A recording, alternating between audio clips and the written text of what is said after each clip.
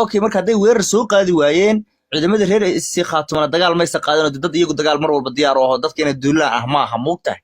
meeshii nabad baa ka dhacday horumar baa ka dhacay ra'iisul wasaarihii markii hawshii uu dhameeyay wuxuu yiri sifo nimankan hawshoodan aan u dhamayno siyaasadii iyo safarkii nabadeed iyo midnimadii qaran ee aan u nimo u xaqiiqoobo waxaan u baahanahay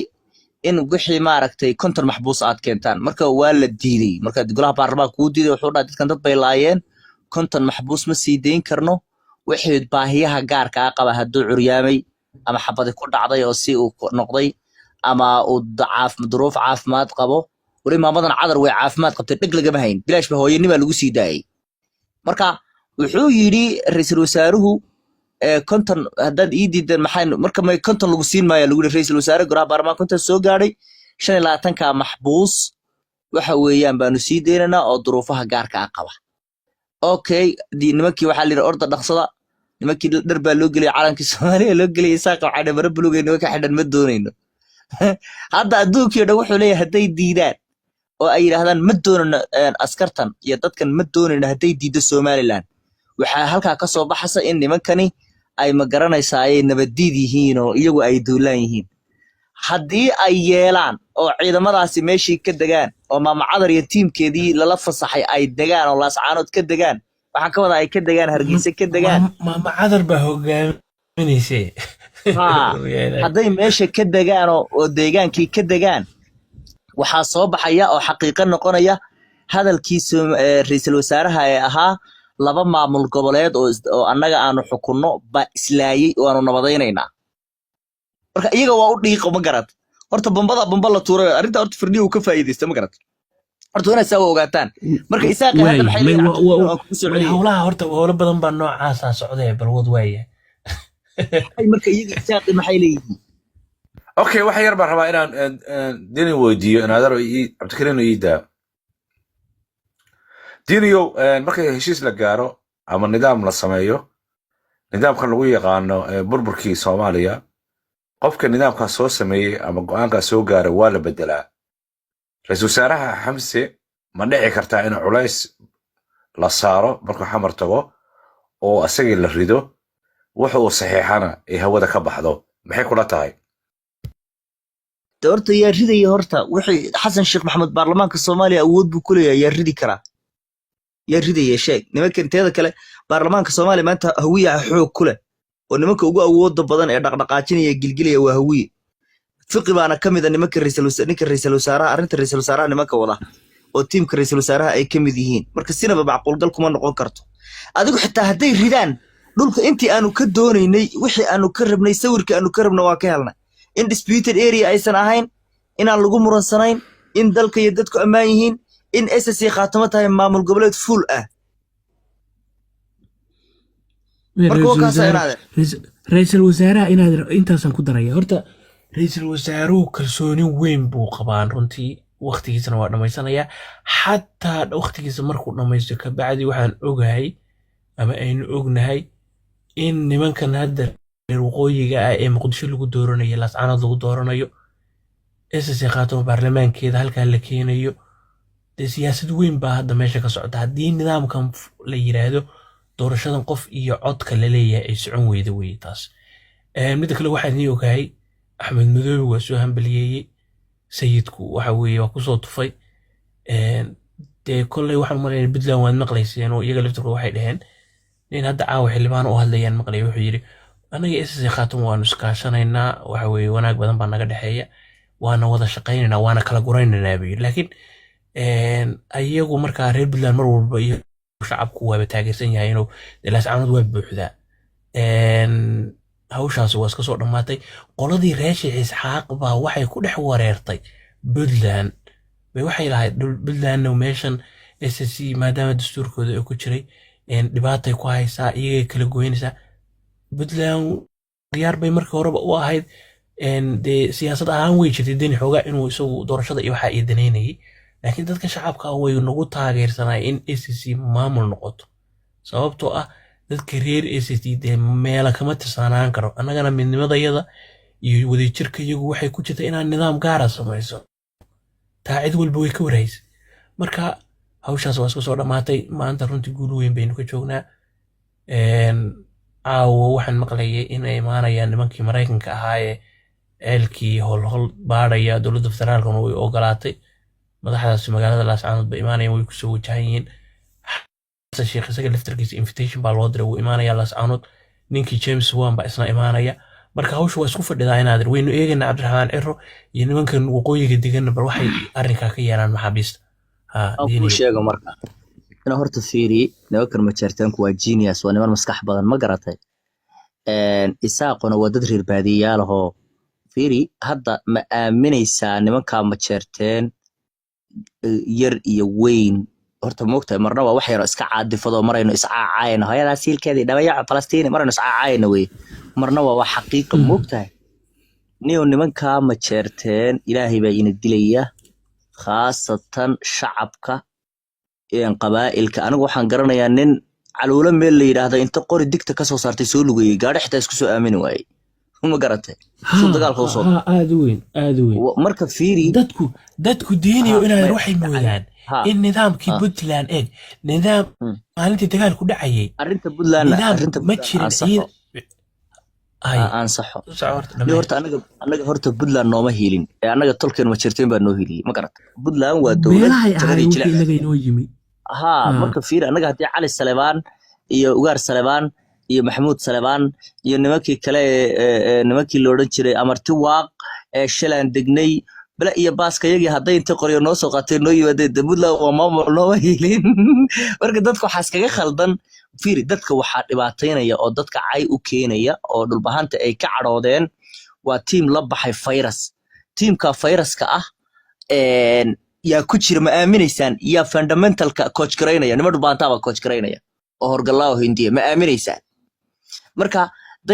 dadkii waxa iskaga khaldan nidaamka Puntland iyo majarteen ba iskaga khaldan majarteen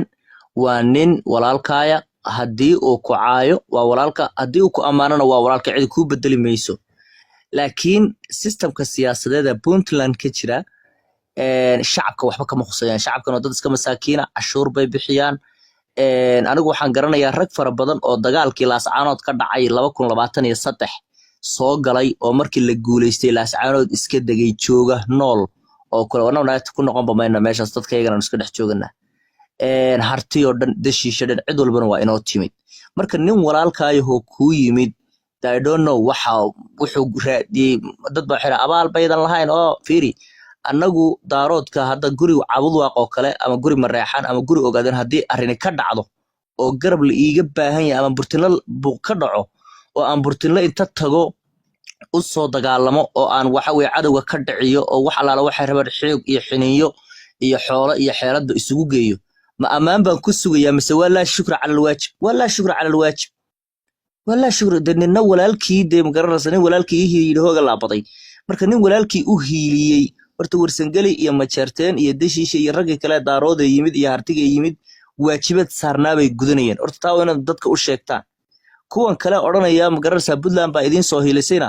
de Puntland wala la qabiil uma hiilisay Puntland waa qaran halkaas inay joogtaa dadkana waa different way ka duwan tahay jareer iyo jireec baa degtaa kuwa raxweyn ay ku warsadee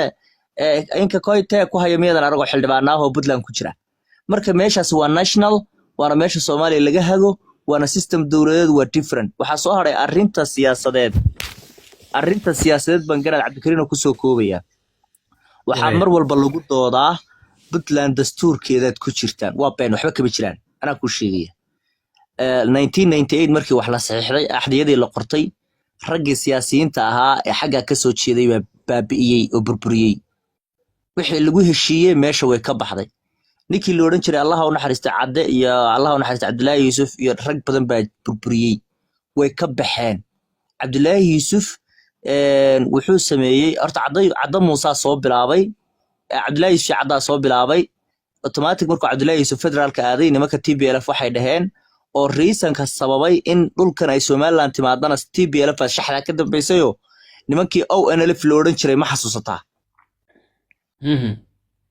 nimankii ONLF baa imaan jiray Laascaanood iyo Buuhoodle iyo deegaanadan dhulbaantay imaan jireen dhulbaantu waa ku dagaalami jiray Etoobiyaanka iyo Isaaqa iyo wax allaala waxay xabashiya dhul dhigta dhiig loo dir jiray lama taaban jirin ogaadeenka agteeda laguma taaban jirin marka maadaama carruurta iyo xaasasku meeshan u deganaayeen nimanka TPLF shax bay ciyaareen waxay la dhiil gareeyeen nimankii markaa madaxda Puntland ka ahaa Cadda Muuse iyo Cabdullaahi Yuusuf Cadda Muuse markaa isaga laftirkiisu tabar badan ma lahayn oo dagaalo nimanka Itixaad al-Islaam buu la dagaalamay aadna u dhiig baxay oo argagixisada waatuu la dagaalamay kadib markaa Cadda Muuse wuxuu yidhi hadday hawsha saatay haye Cabdullaahi Yuusuf ka dambeeyay baa baashi furiyey automatic u furiyey Cabdullaahi Yuusuf bay la dhiil gareeyeen nimankii loo jiray TPLF waxay yidhaahdeen Soomaaliyaanu madaxweyne kaaga dhigaynaa dhulkan wareeji horta saasay ku wareegtay SSC Khaatuum wanaad ogaataan shax saddex dawladood ka dawlad weyn dabada ka riixasay ahayd dawladda Ingiriiskuna way maalgelinaysay dhulkan isaasoo gacanta kaga baxay Cabdullaahi Yuusuf marka dhulkii wuxuu siistay Allah u naxariisto kursi buu siistay raggii ciidanka ahaa ee difaaci lahaa dhulka raggii baarsame iyo kuwii kale ugaadhiyahana xooga badnaa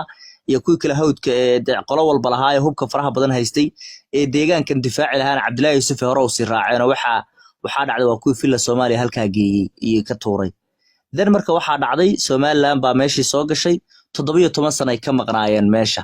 marka 17kii sanadood ay ka maqnaayeen kadib dastuurkan Puntland waxaa qoray ninkii loo oran jiray Faroole marka dastuurka markuu qoray wuu ka saaray dhulkan isagu kuma qorno dastuurka Puntland kuma qorno waa bay waxa kama jiraan laakiin waxaa jira 1998 axad qarameed ama wax lagu heshiiyey oo odayaashu ku heshiiyeen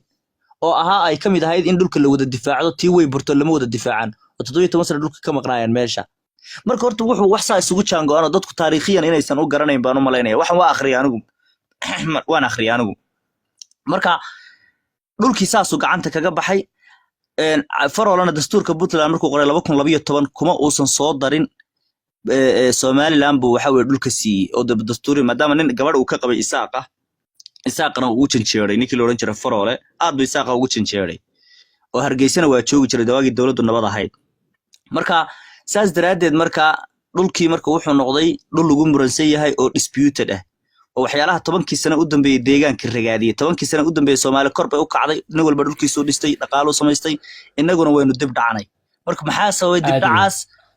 waan gabagabeynayaa waxaa sababay disputed kaasa sababay tusaale kalena waan ku sheegayaa nimanka Somaliland waxay yiraahdaan dhulkan annaga Ingiriisna wada gumeystay oo dhulku waa dhul Somaliland nimankan kale ee Puntland madaxda ka ahaa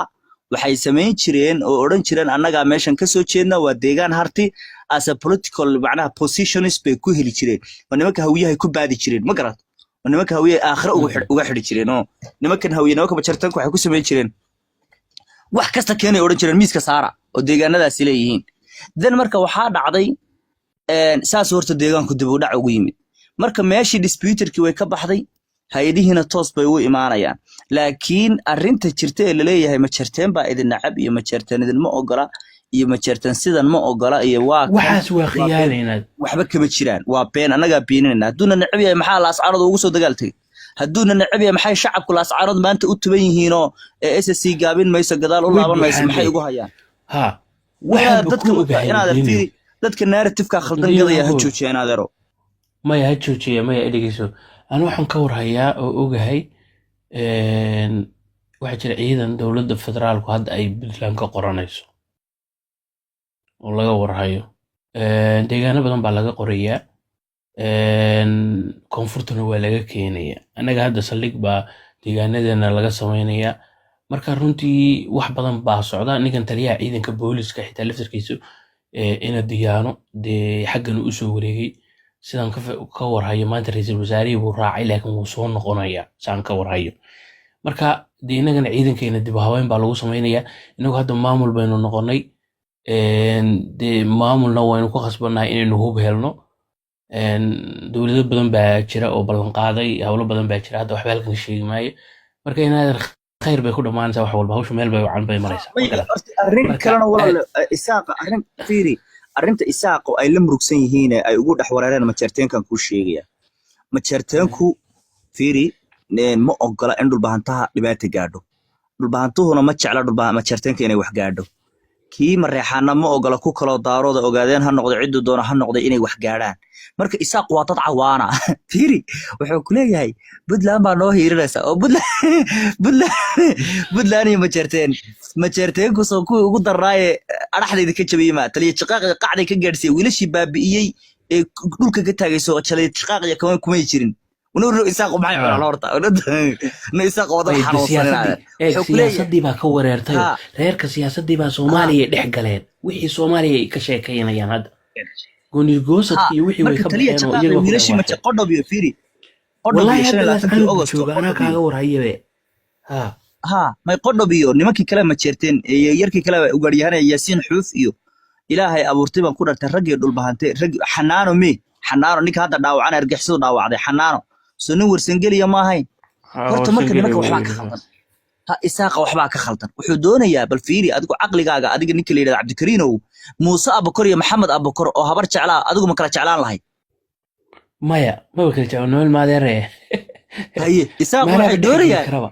inay bajeerteena yiraahdaan anagii dhixigaan anagii hadda awalna waxay dhigi jireen bajeerteen baa cadowgiina oo reerkan waa reer waala laga tagad lama wada karee may siyaasadii baa ka luntay siyaasadii baa ka khaldantay midda kale waxayna fahmi waayeen nimanka siyaasiyiinta wax waa ku hadli karaan laakiin dadka beelaha ay xiriir weli way leeyihiin oo wax walba ka dhaxeeya annaga hadda laascaanadii garow way soo kaaya mid dadku xaggana waa joogan xaggana waa joogan wax bad stiil dadku waa isku dhex jiraan wallahi marka waxayna fahmi karin xitaa hadda waxay bilaabeen inay waraaqo fake oo Puntland soo qortaan shalay waxaan maqlayay ciidamo laascaanood jooga Puntland lacag ka goosada ciidanka laascaanood jooga oo Puntland ay lacagta ka goosto macnaha maamulka oo dhisan oo lacag siina maamul wiilasheeda waa been markii dambe waa kuwa qolada Puntland ay soo inkirtay oo tiro wax kama jiraan hadda marka way ku dhex dawaqeen Soomaaliyadii bay dhex galeen siyaasadoodii bay u waasheen horta fiiri waxyaalaha shaxda la ciyaaray waxa kamid ah ana arrin baan ku sheegaya nimankii qoladan u farol ahaan jiray Ciise Maxamuud baa ii sheegay mise waa Cumar Maxamuud karma Ciise Maxamuud baan maray inuu ahaa waa Ciise Maxamuud waa reer sharaf leh adigu nimankan asad ninkan uu ka soo jeedo adigu nimankan goofka garowe iska leh waxay ku sameeyeen isaaqa ku sheegaya isaaqi baa moogtahay nimankan Ciise Maxamuud waa nimanka riye iyo waxba lagu xantaa riyoolayaal iyo riyahay dhaqdaan baa la yiraahdaa moogtahay marka nimanka waa la dacaayadeeyay oo niman madaxa marka waxa dhacday nafar ganacsada ah oo dawladda Puntland u shaqeeya laakiin mar hore xilal badan soo qabtay laakiin iska casilay baa adigu laakiin asag businessman arinta waa sir lama rabin la sheegay laakiin already maadaama ay wixii iska soo gabagabeen waa iska caadi moogtahay uu baxay wuxuu sameeyay